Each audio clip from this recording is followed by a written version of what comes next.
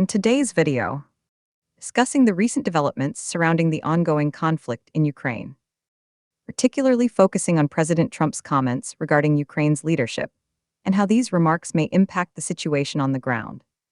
And recently, President Trump called for a quick ceasefire in Ukraine during an extraordinary public meeting with Ukrainian President Volodymyr Zelensky. However, Trump's stern words towards Zelensky seem to suggest a lack of immediate support for Ukraine from the United States. This public confrontation has raised concerns about the future of U.S. Ukraine relations and its implications for Russia's actions in the region. What are we talking about at its core? This situation revolves around the complex dynamics of international diplomacy and military strategy between countries involved in or impacted by the ongoing war in Ukraine. The conflict began when Russia annexed Crimea in 2014 and has escalated over time into a broader confrontation involving multiple nations. Is it relevant? The relevance of this issue cannot be overstated. Shift in American foreign policy could have significant consequences, not only for Ukraine, but also for regional stability in Eastern Europe. The war's continuation poses humanitarian crises that affect millions and impacts global geopolitical alliances as well.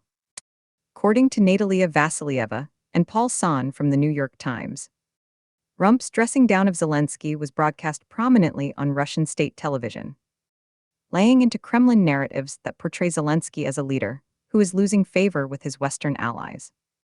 Our analysis indicates that such public disagreements may embolden Russian President Vladimir Putin to prolong military engagements if he believes he can negotiate more favorable terms while exploiting divisions among Western allies.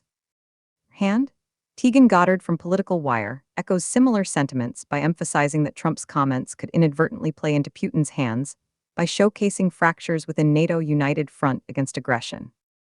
Goddard notes that these moments provide fodder for Kremlin propaganda, which seeks to undermine confidence among Western supporters of Ukraine. A potential impact of these events is substantial. Increased Russian aggression could lead to a protracted conflict, where civilian suffering intensifies further if support wavers from major allies like the United States. Moreover, without cohesive diplomatic efforts or commitment to aid, Ukraine might find itself isolated on an increasingly hostile battlefield. Historically speaking, there have been instances where perceived weakening support led to extended conflicts. For example, during the Vietnam War era, shifts in American public opinion directly affected U.S. engagement levels overseas, resulting ultimately in devastating consequences, both militarily and diplomatically. Now, looking at the bigger picture, beyond individual leaders' comments lies a broader discourse about U.S. foreign policy direction under different administrations, and how they choose to engage with global conflicts involving authoritarian regimes like Russia's under Putin. The nuances often missed involve understanding how domestic political agendas can shape international relations. Indeed, each party approaches foreign policy through differing lenses, which influences their strategies profoundly. In conclusion, while calls for peace are vital amidst violence, they need to be matched with clear commitments to uphold alliances essential for maintaining balance against aggressors like Russia.